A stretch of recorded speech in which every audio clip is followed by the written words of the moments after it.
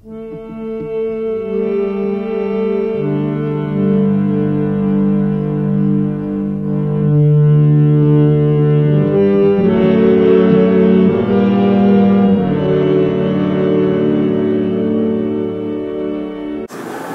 మనం చేయాల్సింది ఏంటంటే, మనం భూమి మీదకి వచ్చాం, భౌతిక శరీరంతో వచ్చాం. ఇప్పుడు ఎక్కడో కూర్చొని ధ్యానం చేయటానికి, ఎక్కడో కూర్చొని ఏదో చేయటానికి కాదు మనం వచ్చింది. ఈ శరీర మాధ్యంకలు ధర్మ సాధనం అని చెప్పి ఒక సూక్తి ఉన్నది. శరీర మాధ్యంకలు ధర్మ సాధనం, శరీరం ఉన్నంత వరకు ధర్మాన్ని ఆచరించాలి అని. సాధారణంగా మనం ఏం అర్థం చేసుకుంటామంటే, దాన ధర్మాలు చేయాలి, నలుగురికి మంచి చేయాలి అని చెప్పి ఆలోచిస్తాం. ధర్మ సాధనం అంటే అది ధర్మం అని చెప్పి అనుకుంటాం, జనరల్గా ఉండేటటువంటి అభిప్రాయం అది. కానీ శరీరానికి ఉండేటటువంటి ధర్మం చేయాలి మనం. శరీరం ఎందుకు వచ్చిందంటే పని చేయడానికి వచ్చింది. పని చేయడానికి రాకపోతే శరీరం అక్కర్లే నీకు. మరి నేను శరీరంతో పని చేయకుండా మూల కూర్చుంటానంటే నువ్వు శరీర ధర్మాన్ని పాటించట్లేదు అనమాట. నువ్వు అది మోక్షంలోకి వెళ్ళేటటువంటి వాడికి ఈ జన్మలో నుంచి బయట పడిపోవాలి, నేను మళ్ళీ జన్మలోకి రాకూడదు అని అనుకునేటటువంటి వాడు చేయాల్సిన పనులు అయ్యి.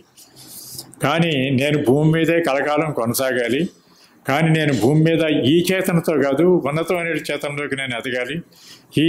నాకు ఉండేటటువంటి ఈ శరీరాన్ని, నాకు ఉండేటటువంటి ఈ ప్రాణాన్ని, నాకు ఉండేటటువంటి ఈ మనస్సుని నేను మార్చుకొని వీటిలో ఇప్పుడు ఏదైతే నేను ఏ ఆలోచనల వల్ల, లేకపోతే ఏ నడతల వల్ల, లేకపోతే ఏ పనుల వల్ల నేను ఇబ్బంది పడుతున్నానో వాటిని చేయకుండా ఉండగలిగే శక్తిని నాకు భగవంతుడు ప్రసాదించాలి అని నేను అనుకున్నప్పుడు నేను పని చేసి తీరాలి. శరీరాన్ని చేయాలి, శరీరంతో పని చేయాలి. అది శరీర ధర్మం. పని చేయటం అనేటటువంటి శరీరానికి ఉండే ధర్మం. ఆ ధర్మాన్ని నువ్వు శరీరం ఉన్నంతకాలం చేయాల్సిందే. దీనికి ఒక చక్కటి ఉదాహరణ చెబుతా.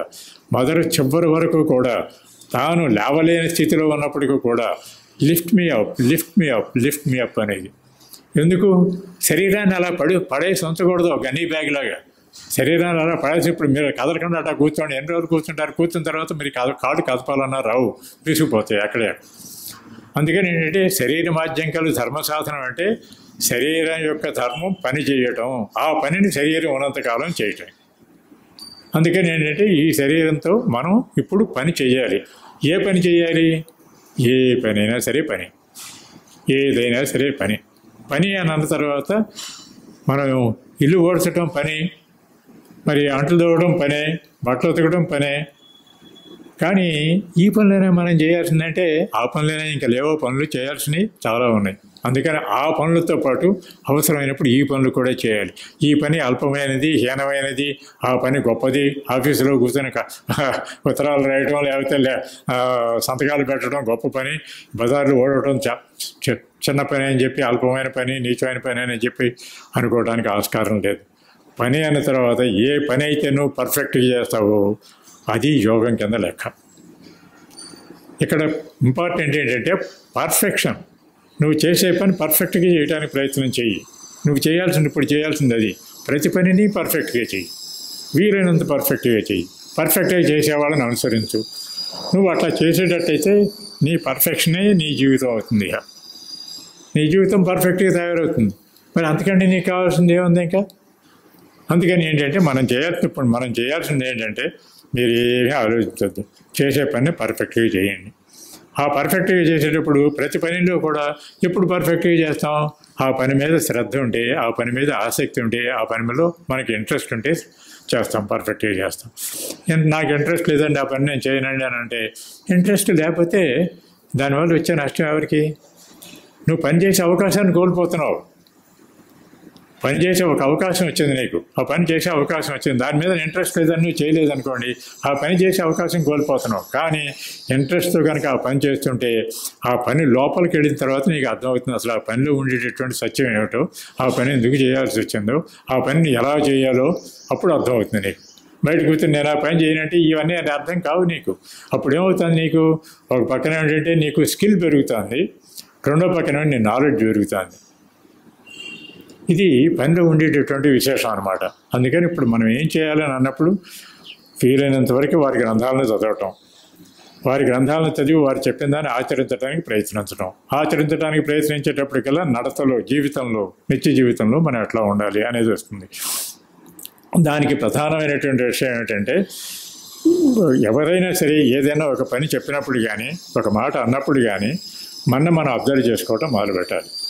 నేను దానికి ఎట్లా రియాక్ట్ అవుతున్నాను, నేను అతను అన్నదానికి నేను ఎలా రియాక్ట్ అవుతున్నాను, ఎలా రియాక్ట్ అవ్వాలి అనేటటువంటి దాన్ని మనకి ఆలోచన చేసినట్టయితే, నేను శాంతంగా ఉండాలని అనుకుంటున్నాను, రియాక్ట్ కాకుండా శాంతంగా ఉండాలని అనుకుంటున్నాను అన్నప్పుడు నువ్వు శాంతంగా ఉండటానికి ప్రయత్నం చేయటమే రెండోది లేదు.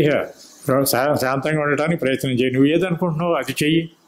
అది చేయటానికి, ఆచరించడానికి ఇబ్బందులు ఉన్నాయా, ఇబ్బందులు ఉంటే మదర్కి అప్పచెప్పు, అమ్మాయి ఇబ్బందులు ఉన్నాయి ఈ పని చేయడానికి అని చెప్పి. That is the way of surrendering to the mother. అంటే మదర్కి చెప్పడమే మనం సరెండర్. అంటే ఇంకా సాష్టాంగ పడక్కర్లా, అమ్మ ఇది నాకున్న ఇబ్బంది అని చెప్తే ఆవిడ ఆ ప్రాబ్లం సాల్వ్ చేస్తుంది.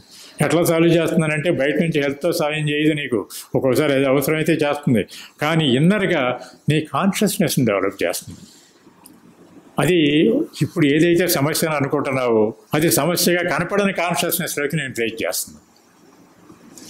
అప్పుడేమవుతుంది, నీకు సమస్యగా ఉండదు అది నీకు. మరి we are at a higher level of consciousness, we are able to understand more than before. And దాన్ని ఎక్కువగా అర్థం చేసుకునేటప్పటికి అది సమస్య కావద్దు. ఆ రకంగా నిన్ను ఎలివేట్ చేయడం ఒకటి జరుగుతుంది, నీకు సమస్యలు లేకుండా పోవడం ఒకటి జరుగుతుంది. ఇది ఈ రకంగా mother and Shri Aurobindo always they work from inside to outside, not from outside to inside అన్నమాట.